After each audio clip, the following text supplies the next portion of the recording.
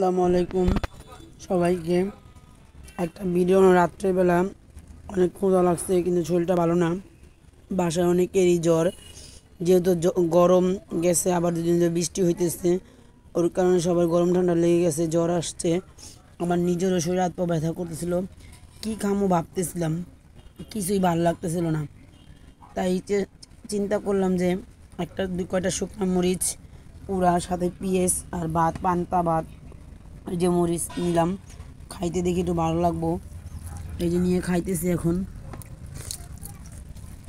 আপনাদের মাঝে সবাই আমার দেখি ভালো লাগে নাকি মুখে। আর দয়া করে সবাই আমার ভিডিওটা দেখবেন, আমার একটু সাপোর্ট করবেন, কারণ আমার কোনো ক্যামেরা নাই, আমার কোনো ভিডিও বানাতে কোনো লোক নাই, আমি নিজে নিজেই করি, ওইটা আপনাকে মাঝে ঝাড়ি। আপনারা একটু সাপোর্ট করেন আমারে, আমার পাশে আপনারা থাকেন। কতজনরে কত সাপোর্ট করেন, আমার একটু করলে দোষ কি ভাই? করেন একটু সাপোর্ট, আপনার অনুরোধ লাগে, আপনাদের বোন হিসাবে বলি।